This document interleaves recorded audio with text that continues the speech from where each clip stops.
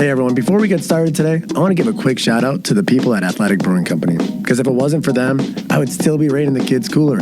Hanging out with friends and smelling these delicious craft beers intrigued me. Why there wasn't good quality non-alcoholic versions. I was told by friends about these craft beers that I could have.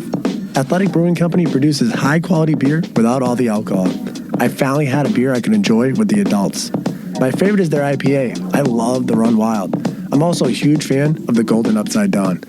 So if you want to try Athletic Brewing for yourself or somebody else, go ahead and use my personal promo code, capital RWD20. Get 20% off your first order.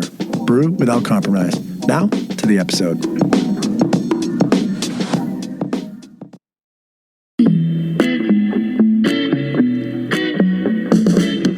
Welcome to Movement Monday here on Heart of a Volunteer Veterans Podcast with your host, Daniel Hurd. Join Dan as he engages in conversations with individuals that are on their own movement to influence positive change and bring hope. Dan cycled his own movement, one pedal at a time, through 44 of the lower 48 states, nearly 18,000 miles, and thousands of engagements to break the stigma of suicide. Let's keep the movement going. Again, welcome and enjoy the episode.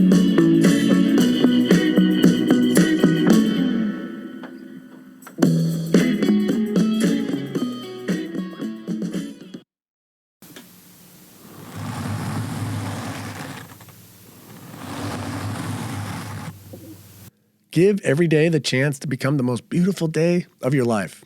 Mark Twain. Welcome, everyone. It's another beautiful day. Dan here. I appreciate you joining us today on another Movement Monday episode, episode 7. Thank you for listening.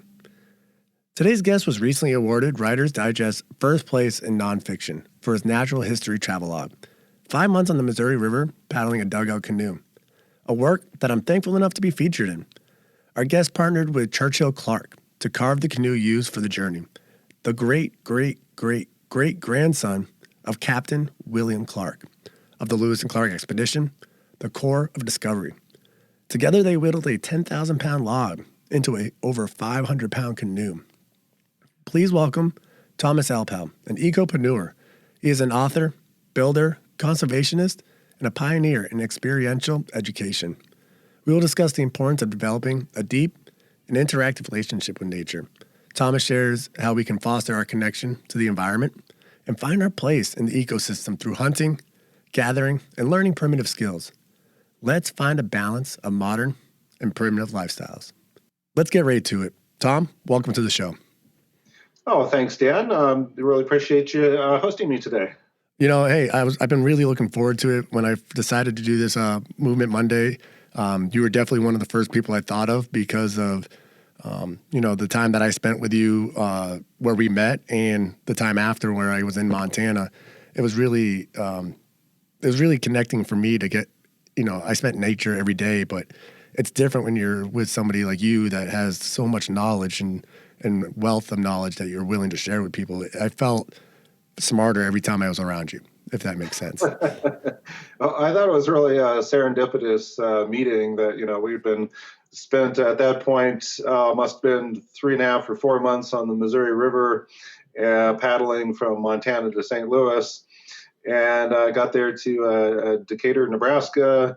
And because of the incoming rainstorm, the park manager there told us we should camp under this shelter before this deluge hit. And so we pitched our tents on the concrete there under the shelter, and you were already camped there. And then just to spend those few days together to kind of make that connection, and then really joined expeditions, us paddling down the river and you pedaling down the highway for the next week or so, and intermittently after that.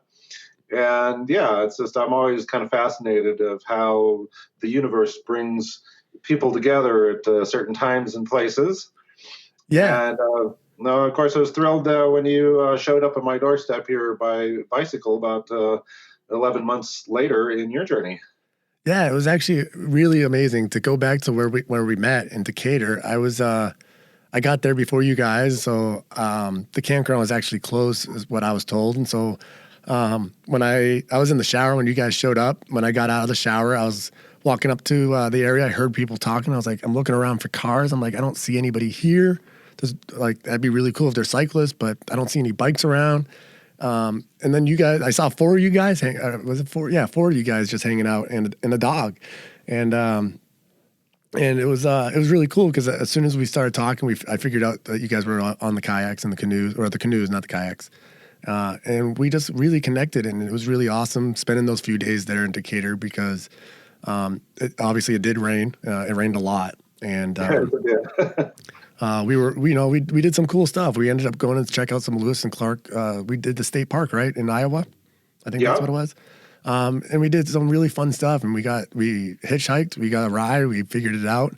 And it was just a really amazing time, even though it was, a lot of people look at it as a crappy day because it was kind of colder than normal and it was wet. But I really enjoyed it.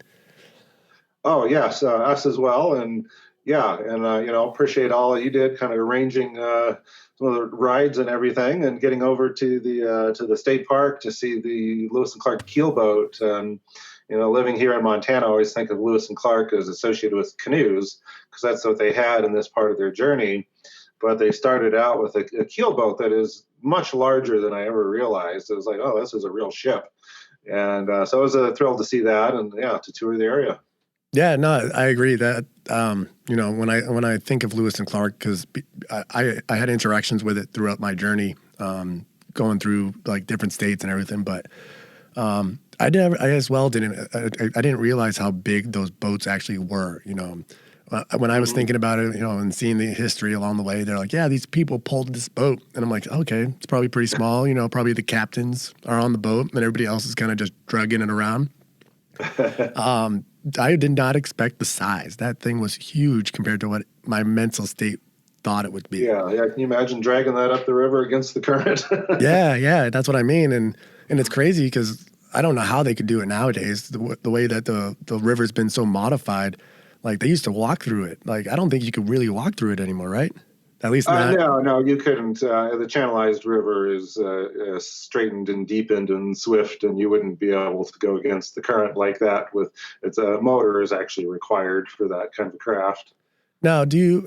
So obviously that's where it becomes channelized. But you did the entire river. So was the river more natural, lower shallowness, like in Montana and maybe the Dakotas? The Montana portion is the most authentic, as to its the Missouri's history. But even here, the river is 2,341 miles long, and almost a third of that is water that's backed up behind dams that have been built. So there's about 700 miles of flat water behind dams, and in between those dams, there's sections of various lengths where you can paddle the river. That's fairly true to what it was, at least in Montana. And then once you get downstream, there's a section there along the South Dakota, Nebraska into Iowa there. That's also fairly true, but it's 2 short sections. One is like about almost 40 miles long, the other almost 60 miles long. So this long river, there's just these little pieces left that are still fairly true to what the original river was. But it was truly amazing and beautiful all the way, though. It was really a once in a lifetime experience. I can only imagine. I'm still thinking about doing the whole bike river expedition that we were talking about. Oh yeah. Put a bike on, like so you can pedal instead of paddle down the river. I think that's awesome. I think someday, hopefully, I can do that. But it's an idea, and who knows? You never know what ideas will come to fruit, and so definitely it's something in my mind, and especially as nobody's ever done something like that. So that's kind of cool. There you go. But so you guys were doing. You weren't just going down the river just for fun. You were doing this as a journey. You were doing this journey called the core rediscovery. So you were pretty much doing the backtracking of what Lewis and Clark did, and all along the way, seeing these spots where Lewis and Clark actually may have stopped. There was a huge significant changes in a lot of the areas where, I think it was Iowa. It was like almost 10 miles away from where we actually were, from where the river was back then. or something? The river channel, has moved a lot throughout the river. The channel has moved back and forth a lot, and of course, the channelized river, the last 700 or 800 miles there, has all been straightened. Really shortened the whole river by about 200 miles, I think, by taking out the curves and making the river deeper. So, much different in that regard. But it really was this was a trip that started because I wanted to do something big when my kids were out of the nest, and I'd looked at various options, and this one just came to fruition, particularly after I had the opportunity to carve that dugout canoe with Churchill Clark. It's like, how could I pass up the opportunity, or with a dugout canoe to paddle that down the river, and and for me, it was like I wasn't in a hurry to get to St. Louis. The slower we went, the better, because I really wanted to get out, and I guess to me the river is a conduit to access the land, and so I was interested to get out and hike and explore different areas, to do some botanizing and wild food foraging, and also to visit the cultural sites, the museums and forts and Indian villages along the way.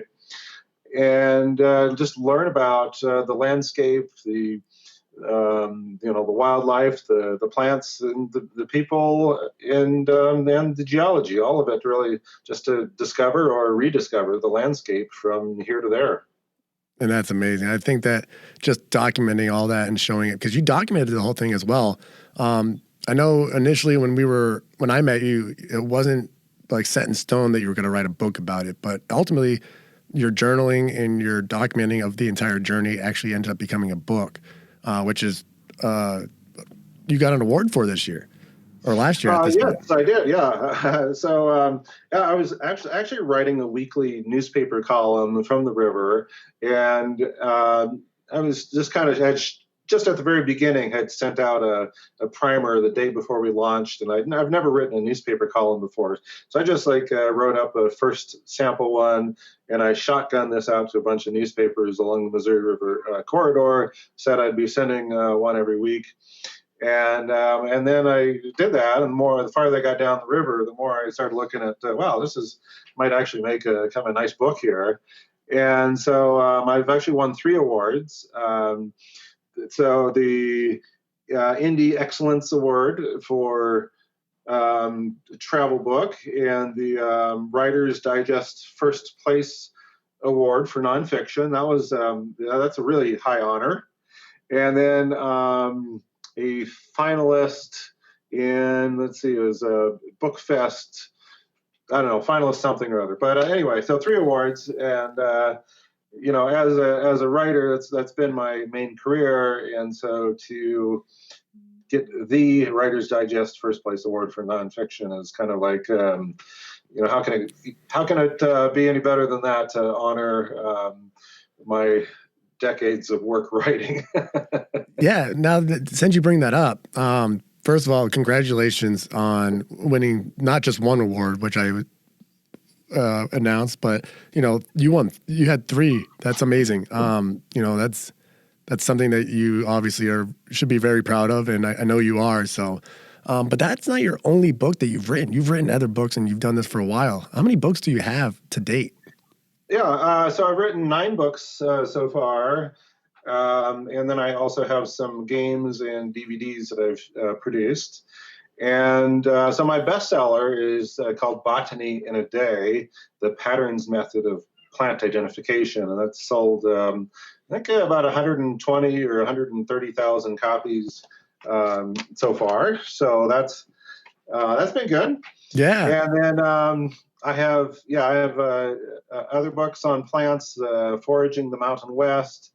My children's books are very popular. The Shanleia's Quest, Botany Adventure for Kids ages 9 to 99. So there's that one, and there's the sequel, Shanleia's Quest 2. And they both have card games that teach the plant identification skills that are taught in the story. So the story introduces plant identification, and then you get to practice that through the game. So Yeah, and then I have participating in nature, teaches wilderness survival skills, and living homes is on stone masonry, log, and straw bale construction. So I built my own passive solar stone and log home here. I have a book, Green Prosperity, on how to quit your job and live your dreams. Roadmap to Reality on consciousness and worldviews. And let's see, what did I miss? Well, while you're thinking of that, if there's none that you did miss, the games that you had on the journey that you brought, I loved them. At 31 years old, I enjoyed those a lot because I learned so much from that game about mints, mustards, and asters, and all these other ones that I can't think of off the top of my head right now. But I learned so much about like identifying a plant and learning about I knew there were certain ones that were poisonous, but I didn't know what groups they were in.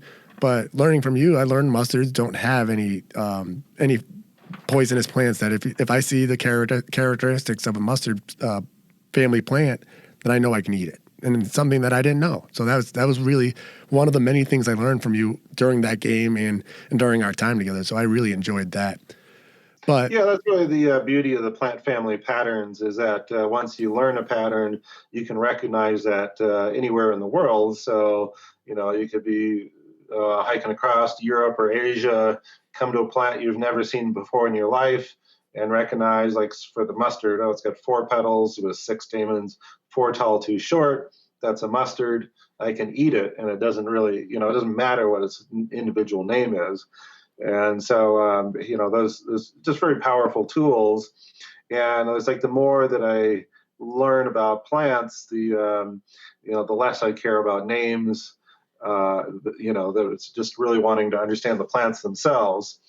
And the more that I teach, the less I care about talking and more about, trying to learn things at a body level. So like with playing the card games, you kind of acquire the identification skills at a deep intuitive level.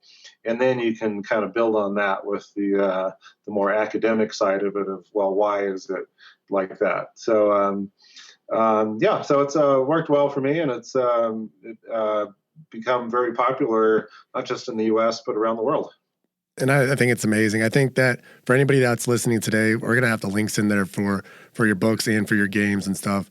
We're definitely going to make sure people are aware of those because I like them. To be honest, I feel like if I struggle with reading, so I wish that you had audiobooks. Hopefully that's in the future at some point because I'm dyslexic, so I struggle with it, and I know there's a lot of people out there that do. So, yes, I would like to do audiobooks at some point. Hey, at some point, one day at a time, and one book at a time. Yeah.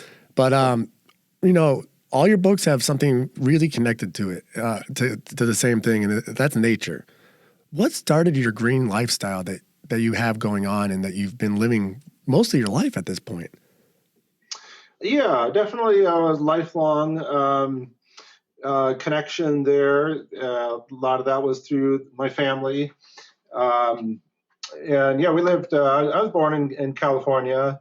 I'm otherwise a 4th generation Montanan, and we traveled up to Montana every summer to be with the extended family, spend time with my grandmother here.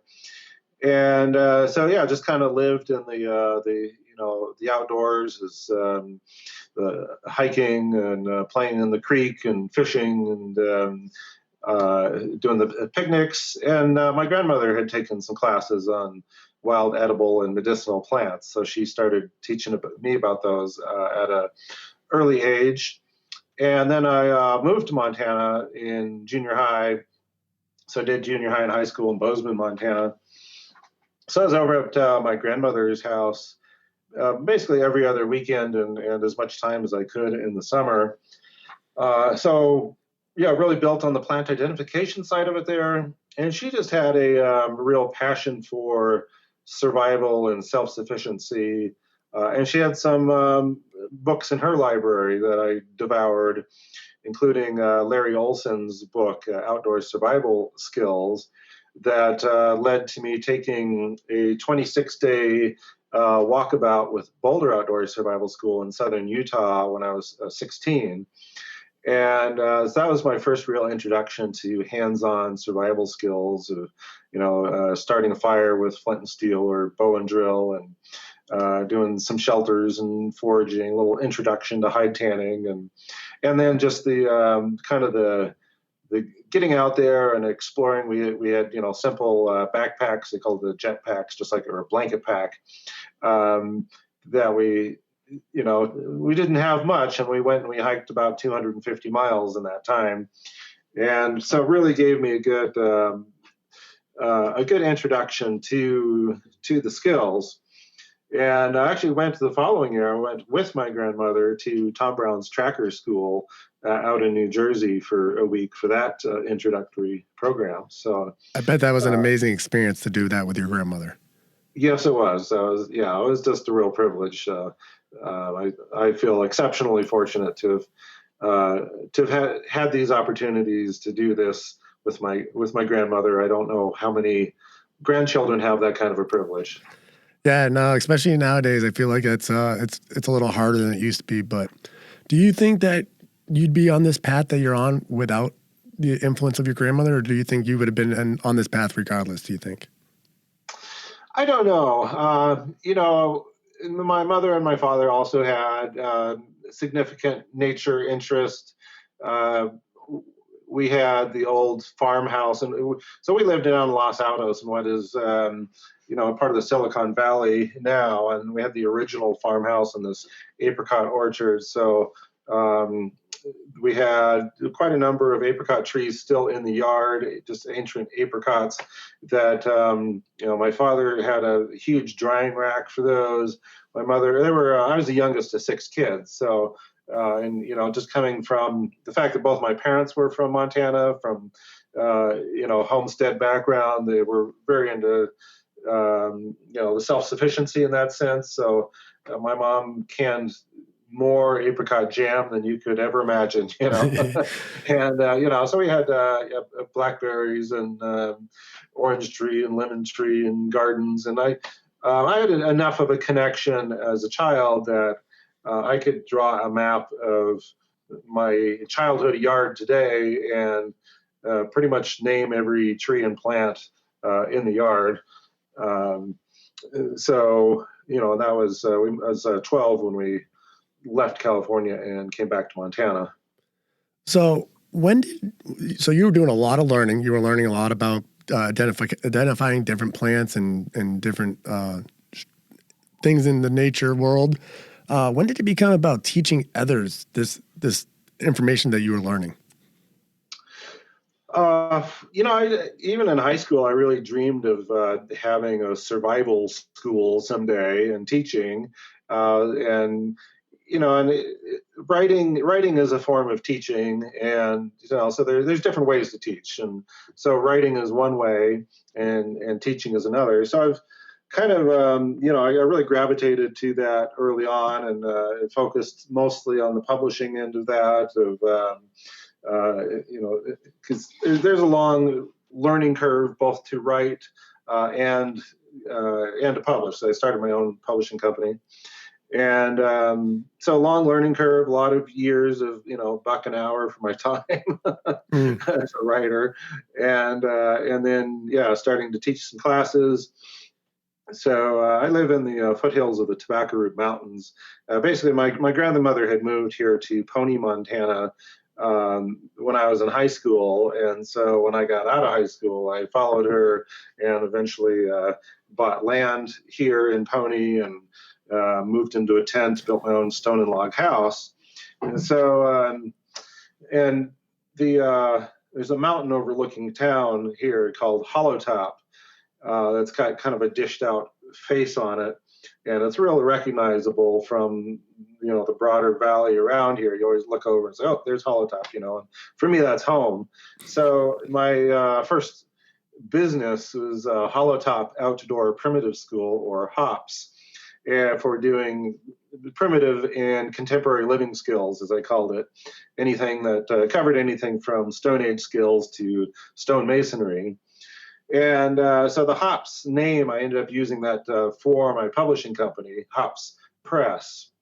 And so then that later, I kept Holotop Outdoor Primitive School for many years, and then kind of evolved over time. I started working with kids more and more as we raised a family here, as married, started a family, and as the kids went through school, I started doing just a lot of volunteer work to take their kids, get their classes out of the classroom to do some skills outdoors, and eventually that turned into doing classes with a number of schools, and so I broke that out of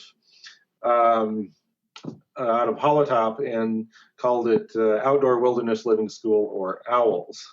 Which I love. I love the fact that you're taking this OWLS and teaching students and public groups. That's amazing stuff. That it gives those kids that the same thing that you got from your grandmother, that ignition to get the idea out there and to keep it going. So I love that. Oh yeah. The kids really eat it up. It's really some of the most rewarding work that I do. To get the kids out. We do some programs. We do a lot of day programs, but we also do overnight programs up to 4 days and 3 nights. We really get to immerse in the skills and the nature observation, and just really the kids sink into that, and they just want more. They just really love it. And with the local school here in Harrison, I've been privileged to work with the kids in every grade, from first grade up through 8th grade every year. And so we actually kind of build on that we're introducing skills, and so they kind of develop a deeper appreciation for it. And they anticipate it each year that we're going to go do this again. And then we, in junior high, we cap it off with the 4-day, 3-night camp out. So then they get to do that same camp out both as 7th graders and as 8th graders, as we cover different skills in each one. Yeah, and I read an article actually about that from one of the schools, and how they talk about it throughout the entire year about the overnight camping that's going to happen. And it's, in a way, it seems like it's motivating those kids to do well in school so that they can attend that. So I think that's amazing that it's kind of finding them that reason to do so well in class, to be able to go enjoy the learning of nature as well. So I think that's amazing that they do it that way. Yeah, and it's it does reach the kids at a deep level, and once in a while I'll bump into these kids years after they've left school, and their path might be fairly conventional, but there's still something in the back there, some little spark, and so they'll tell me about how they still have their flint and steel kit that they were using it just recently to start a fire, or they went out in the woods and they built a shelter. So, these skills are still there, still talking to them all those years later. And that's exactly what we want. We want to have those people know those skills, and I think that's what it's really important. And I love what you're doing nowadays, because it's really giving the opportunity for adults to get that. And I'm really excited. Let's take a quick break, because I want to talk about your next the evolution of what your schooling went to, and it's Green University. So after this break, let's talk about that. Okay, fantastic. So Movement Monday has moved you. Transform your dreaded Monday blues. But what now? Do you keep this all to yourself, all along, mouthing, "My precious," listening to the episodes in total seclusion? No, you should tell everyone you meet. Every text, add it to the bottom. Share the amazing guests that come on who have given you hope on this Monday. Share and enjoy the rest of the episode. So, Tom, you started Green University in 2004 after having it evolved from Hops to OWLS, and then Green University came about. What was Green University about? Sure. Green University really emphasizes radical grounding. It's a way to, through primitive living skills, to connect with nature on a much deeper level. So kind of the Western culture are our connection to nature is that it's like wallpaper. It's this pretty green background. And even if you go out in the mountains and you hike down a trail, you're really just hiking down a trail with wallpaper on both sides. And so what we really try to do is to break through the wallpaper to get this deeper, more intimate connection with nature. So whereas Western culture has like a hands-off, look but don't touch, we have more of a hands-on. And so, for example, just something small like learning how to start a fire with friction fire, rubbing two sticks together. You learn a lot about wood. You learn a lot about trees. So you're learning to identify different woods, whether the tree is alive or dead, or driftwood washed up on a gravel bar along the river. You start learning how to recognize the different species and what works, what kinds of woods work well for starting a fire. And so just one small skill like starting a fire actually takes you very deep into the ecosystem of starting to learn about all of these different types of trees. Yeah, and so doing all this also makes it, it expands the primitive living skills that you have, and like you said, on an intimate level. Like, what other things can be related to finding that intimate level of primitive living skills? Sure. Any skill that you do, like going out. Say if you go camping in the mountains and you don't have a blanket or a sleeping bag and you want to stay warm. Well, how do you do that? And so you learn about different shelter types. And there's one that I like in particular that I've used when I don't have any blanket, where it can dig out a pit, even just using sticks, and get a fire started in the bottom to warm the earth, then cover the top with sticks and dirt, leaving just a little doorway to slide in there. And so you can just like lay in there after you've covered over the fire. The fire's burned down. You've covered over the coals with some dirt. You can crawl into this pit shelter with shorts and a t-shirt when it's freezing out, and you'd be perfectly warm all night. So you learn all these different strategies for staying warm, and then in doing that, you're also getting a good connection with energy in terms of you're collecting fuel, whether it's to sleep by a fire all night, or to warm a shelter, or to warm the earth, as I described here. Is that you're learning to conceptualize energy and really quantify energy. And so that's a skill that's not just useful out in the wilderness, it's also useful at home in the immediate sense of, you're learning about how do you make a shelter that's warm and comfortable. So you learn to emphasize insulation and weather stripping and reducing your fuel dependency, and to make a house more energy efficient. And it really, just this idea of being able to quantify energy, I think, has more far-reaching aspects that you're more prepared to be literate, basically, on, like, say, energy policy. Because energy can be very abstract when you don't know where it comes from. You just see a lot of numbers, and you flip a switch on the wall, and electricity comes on. It doesn't really mean anything. But when your heat, your warmth, your light has come from wood, from fuel that you've gathered yourself, and that you've worked on your shelter to conserve that, you really quantify energy in a way that applies in the modern world as well. Wow, it's you use a lot of big words for me, so it's a little impactful. It really is. It's just, man, it's a lot. It's a lot of like things happening, even though it just sounds like I'm going into nature. You know what I mean?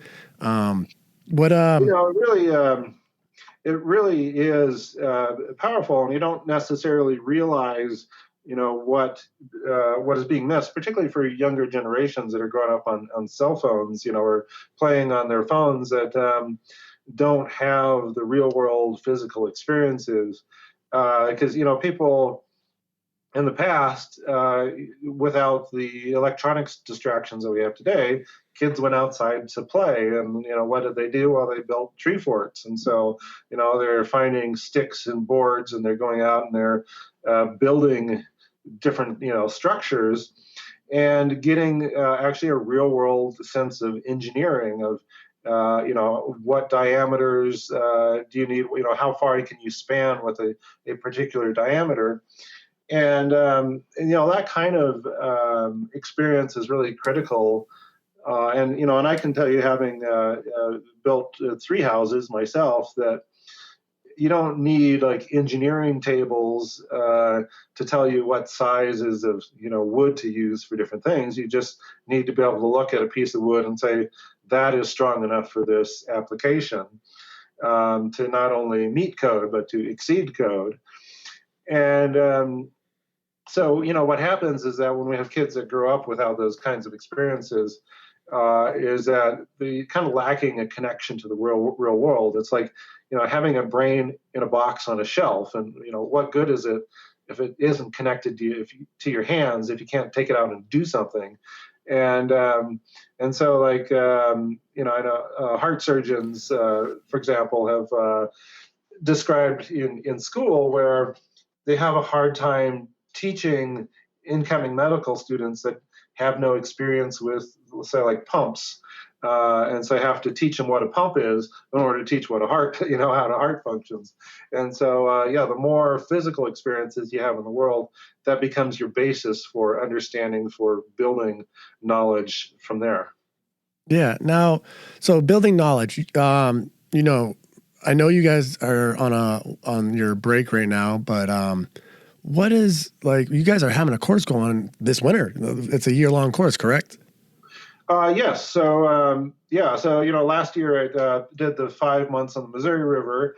And then this year, actually training a group of students in all Stone Age skills. So a little different than the Lewis and Clark theme, doing all Stone Age skills. And we're carving another dugout canoe. And so everybody's making their own buckskin clothing, ceramic pots, and rawhide containers. Everybody's carving their own canoe paddles.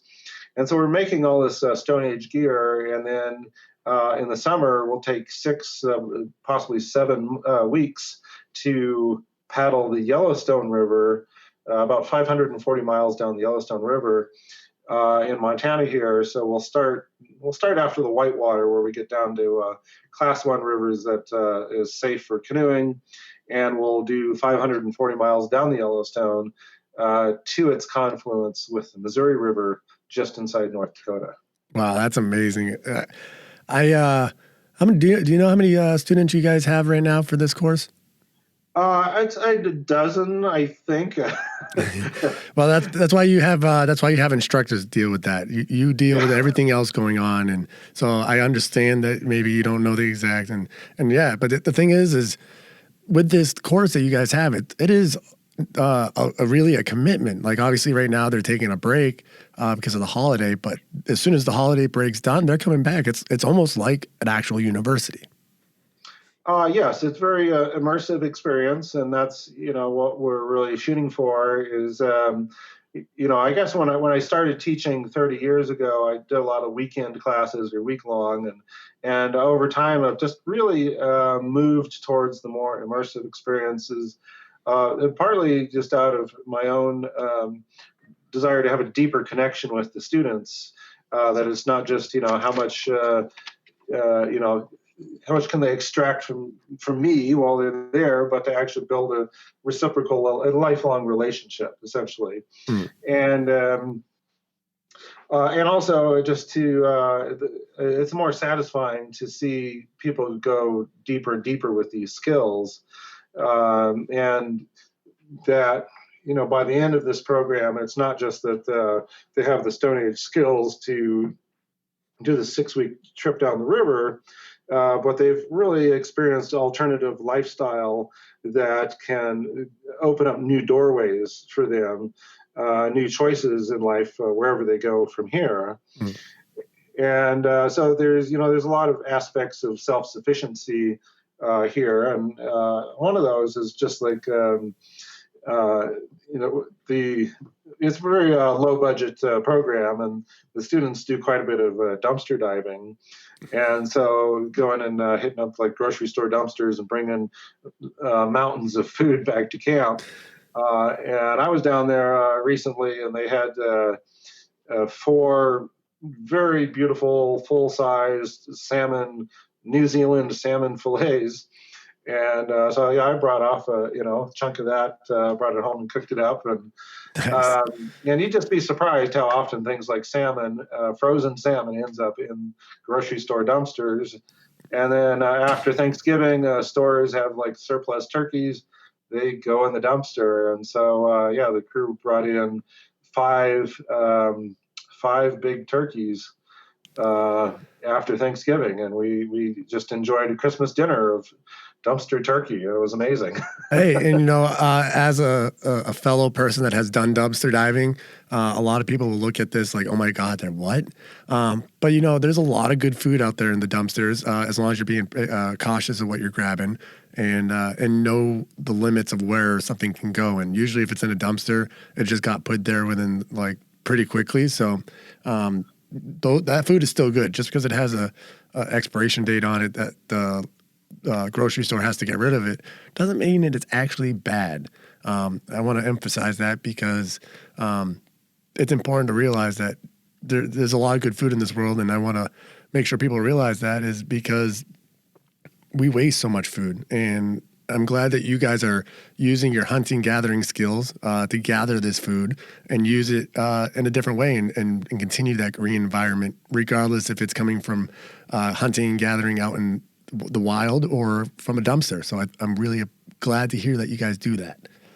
Yeah, I would much rather see my students getting the self-sufficiency skills, to not need a job. It's like I don't want to see our young people stuck working at a cash register in a gas station convenience store, having kind of a meaningless existence in order that they can, get the money they need to buy their food, cover their basic needs. Really would like to, as much as possible, teach people how not to need a job.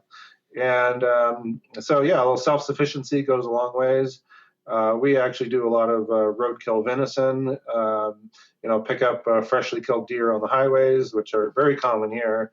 And so we've had, a lot of deer. Well, come through camp this year. Well, it's funny because when I came there with my buddy John that was riding with me through Montana and Wyoming. We made it to Pony. I want to go back to your house real quick that we talked about earlier in the episode is for everybody to have this idea of how amazing of a place you live in. It's at the top of a hill of like the highest point in town. For everybody to have like a realization of how insane it was. I called Tom, or I texted you, and I said, hey, we'll be there really soon. We're just at the end of the road. And it took me an hour to go like a half a mile down the road because it was that steep of a hill. And me and John literally took turns pushing each other's bike and trailer. It was like 20 feet at a time, and it literally took us an hour to do it. And but it was a beautiful place to see. And then after that, we ended up staying at the river camp where you do the university. And it was really cool because the day that we got there, they were talking about a snowstorm coming through in September of all times. But it was even more intriguing because the night after we got there, it was somebody brought a deer that was found or whatever, and we ended up skinning that deer and taking its meat and processing it, and it was a neat experience for me because I had never skinned a deer. I've done processing of other meats, but it was really interesting. And then someone else on the same night brought us, I think, 20 different chickens that they had too many chickens, so they gave them to you. And so we processed chickens that night too. So it was really awesome. I got to learn a lot. Like that at river camp, there's just sort of this constant procession of meat and food that comes through camp like that. I was always amazed. We've had a lot of hunters this year that some of them well, they get extra tags. They just enjoy hunting, but don't need the meat. So when they've got what they want, they just, go hunting. They tag their deer and they drop them off at river camp. And so, just on a regular basis, trucks coming in and dropping off deer. So we've had a lot of meat there. Yeah, and to be honest, I was thankful for it when I was there, so I'm sure the students that are there now are definitely thankful for that, that extra meat. It's not just the meat either, because the fact that they're all making buckskin clothing, each person needs to tan at least 6 deer hides to make their own clothing. So that is a lot of deer hides that we need. And everyone that that we pick up or it gets dropped off there is one more that helps meet that need. Yeah, and I love that because you guys are using this meat that would have otherwise gone to waste, or this deer that would have rotted on the side of the road. I'm sure animals would have eaten it, but you guys are taking it and using it and giving it better purpose than it was initially going to have. Using those skins, using the meat, using the fats to store for different things, and taking the bones and making bone broth. I know you guys use literally every single piece that is acceptable to eat, which is I think everything for the most part, and using it, which is great. Yeah, just really blessed with the abundance of the deer for sure, and but it's been really for me fulfilling when I've seen some of my former students that have that came from our Western cultural different expectations, and they sort of learned new lifestyles through our program, and then they've been able to go off and continue that as far as not getting sucked back into working a 9-to-5 job, but finding ways to minimize their expenses and go do their own self-employment. This one couple that actually met as students in our program, they have recently bought land together down in New Mexico, or Arizona.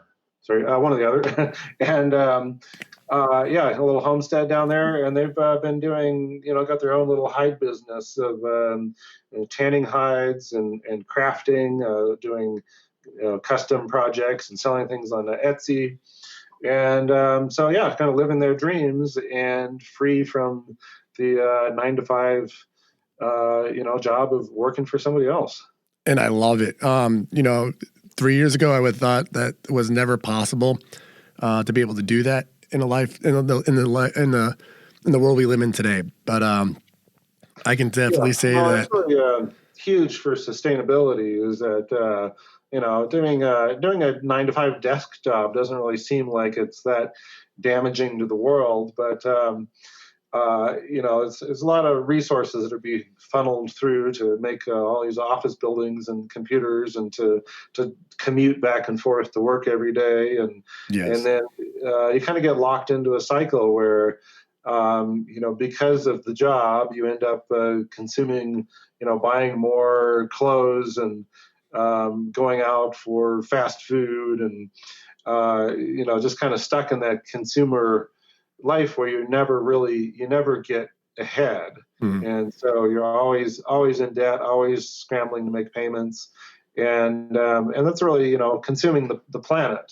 And so if you can step out of the rat race and live your own dreams, that's not just more fulfilling, that's actually better for the planet. That's the basis of my book, Green Prosperity: Quit Your Job, Live Your Dreams. Yeah, and I think it's very important for everybody to have that, even if it's a balance of, working a desk job. If that's what your skills are, obviously that's what you're going to do, but there's got to be a balance. There's so many people nowadays don't even know how to identify plants or go out to nature and do these different things. But something that we've been talking about a lot of is hunting and gathering, and that's one of your major courses that you guys provide. And that's the one that you guys are doing your immersion class in right now, and those are the students that are there for about a year. But you don't do just that. You do other different courses, and then you do classes, I guess would be the best way to put it, where you do like deer processing and these different programs. Let's talk about that a little bit. Like, what are your four major subjects, the level of experiences that go into doing this Ecopreneur lifestyle, and then also what other courses are available for somebody that has no experience that may want to come and try something out?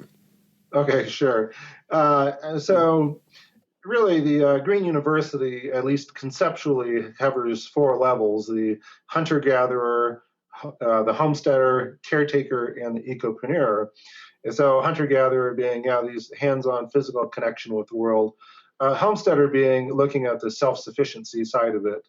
How do you meet your needs in the modern world without getting trapped in the machine? And and in my case, I've never paid never made rent payments, never paid a home mortgage, and a super efficient house, low power bills, put in solar panels, zeroed out the power bill. So having no bills, have that freedom to pursue your own dreams. The caretaker level is more about starting to give back to the world. How can you volunteer through, it could be either through official channels, through nonprofit organizations, or just taking responsibility for the world around you to, clean up trash, or to do like guerrilla gardening, where you go out and you plant fruit trees on land that isn't yours, and different ways. There's so many different ways that you can make a positive difference in the world like that. And then ultimately, the ecopreneur side of it is how can we drive change across society, and so that's looking at green business options that have the potential not just to change your own circumstances, but to positively change how other people's lives. And so, our program is primarily rooted in the hunter-gatherer side of that. That we have, of course, the year-long program, and we have in shorter classes like a 2-week deer processing intensive, a 2-week bison tanning class. Most years we have a 2-week botany and foraging intensive, focusing on plant identification and wild food harvesting. So a number of shorter programs like that. And then those other levels, the homesteader, caretaker, ecopreneur, we touch on those a little bit. As actually working with some of the students that stayed here over the holidays, and we had the tools out the last few days, building a shaving horse. It's a woodworking tool. Built this whole thing out of scrap lumber. And so that was, a good opportunity for some hands-on experience using saws and sanders just how do things fit together? How do you build something? And so we built just all out of scrap lumber that's we've salvaged out of local dumpsters.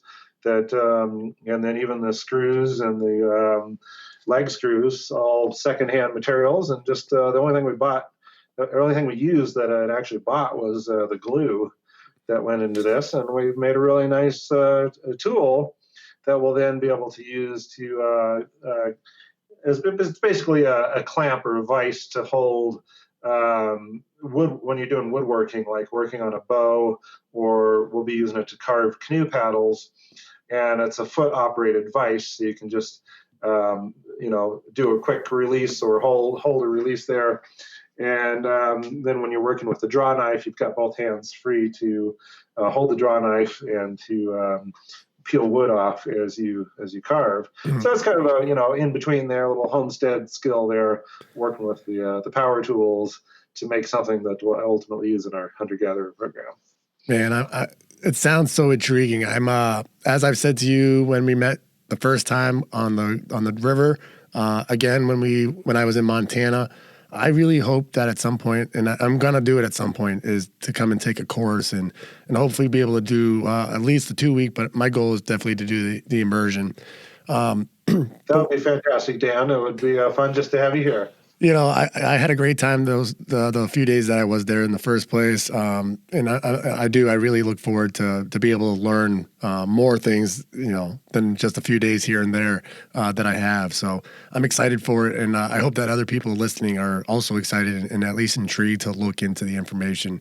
But what is the path ahead for the university?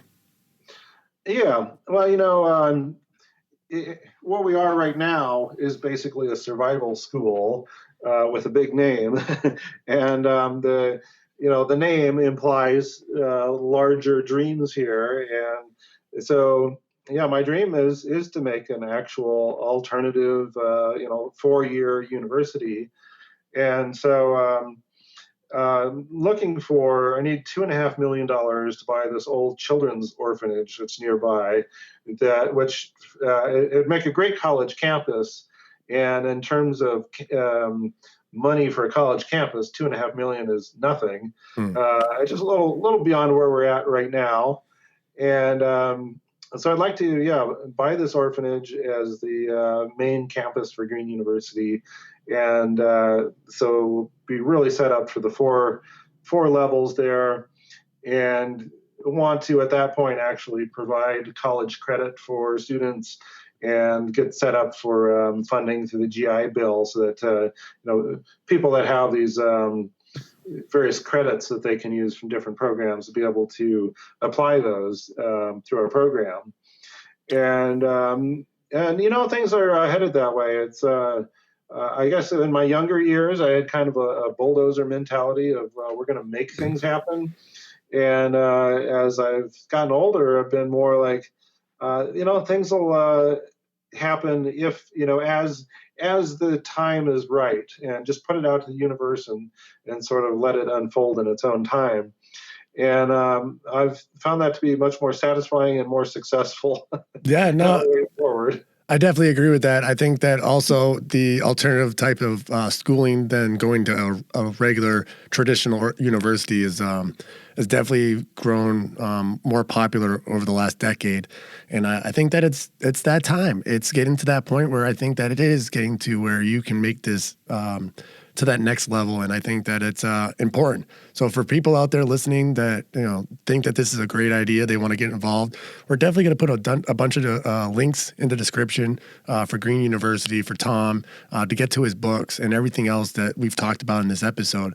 But, Tom, we're going to wrap it up here. But before we do, something that I do with every either co-host or guest is I let you guys close it out. This is your opportunity to talk to the listeners and tell them what you think is best for them to move forward from here. Sure. Okay. Well, these have been turbulent times in every possible way, and with the more and more uncertainty in the world, whether ecologically, economically, politically, I think now is really a good time for that grounding to connect with deep nature on a deeper level, both just to on a personal grounding level, but also on the practical how-to level of having that sort of confidence of self-sufficiency to take care of yourself is really essential. It's an essential survival skill of the 21st century there. And that, when you meet your own needs, then you don't have to worry about being a pawn of the global situation and you can really be more proactive about sustainability and making a positive difference in the world. And so, whether through our program or through any means, connect with nature and look at those self-sufficiency skills. Awesome. Tom, thank you so much for coming on the show. It was a pleasure to have you. And thank you, Dan. This was a lot of fun to reconnect, and look forward to our next visit. Absolutely. We'll talk soon. Okay. Wow, what a great episode. I am so glad to know Tom and the movement he has. Green University immerses participants in the natural world and deal with sustainability issues at an intimate level. Students become empowered to meet their own demands directly, finding shelter, harvesting foods, making clothes, and keeping warm as they journey to meet their own needs. Wilderness experiences help wire the hands to the brain, integrating conceptual knowledge while building an ethic of stewardship and the tools to think sustainability. I look forward to being able to learn new skills from Green University, whether in the immersion program or a class. We all have room to learn about nature and the way life was for humanity for many, many years. Next week, we learn about Seth Rockwell, a friend from the road. We talk about mountains, van life, and the surprise last-minute trip back east. Listen as we talk about that special reason and the road ahead. Leave a comment for a movement you would like to see on the series. And remember to like, share, and subscribe. Heart of a Volunteer Veterans Podcast. I'm looking forward to the path ahead. Have a great day, everyone.